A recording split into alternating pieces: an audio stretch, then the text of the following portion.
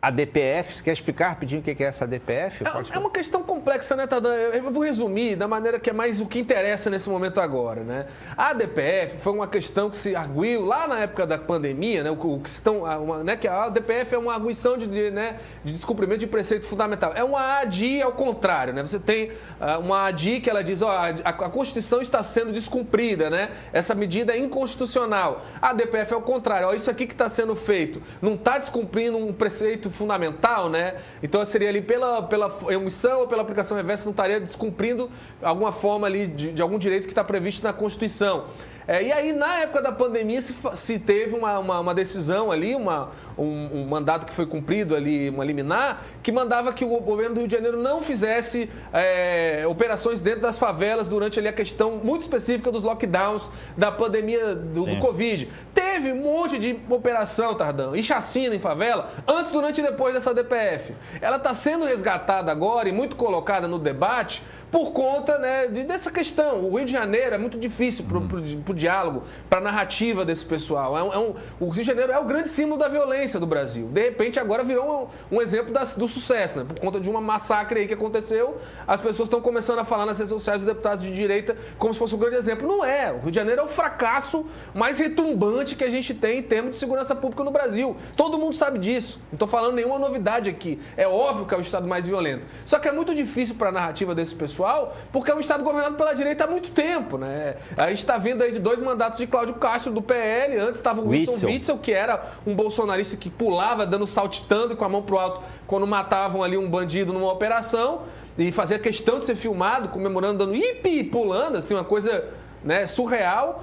Antes dele você teve ali o Pezão e, né, também o Sérgio Cabral, que nunca foram de esquerda, talvez porque tinha uma boa relação com o Lula. Aí tem algumas pessoas que automaticamente, né, se tirou uma foto com o Lula, é comunista automaticamente, né? Então, você tem um governo há muito tempo de direita ali. Então é muito difícil para a narrativa desse pessoal, né, que gosta de dizer que tudo é culpa do PT de alguma forma. Aquela história que eu acabei de falar, lá na Bahia e aqui no Ceará, a violência acontece por culpa dos governadores, que são do PT. Aí lá no Rio, a culpa é do Lula, que é o presidente. Não faz nem sentido, mas é o discurso que é usado por esse pessoal. Então a DPF está sendo muito resgatada agora nesse momento para dizer, não, o Rio de Janeiro ele não é violento porque ele é violento porque o Brizola deixou as favelas serem ocupadas lá atrás e porque o Cláudio Castro não pôde fazer operações durante a pandemia. Francamente, dá para levar a sério um discurso desse? É muito pequeno, não estou nem falando por questão de ser a esquerda ou o direito culpado, não, mas tentar colocar uma coisa endêmica, cinematográfica, que é a violência do Rio de Janeiro, icônica, né? Já virou até meme. A gente chega hoje nas redes sociais, acontece algum caso de violência,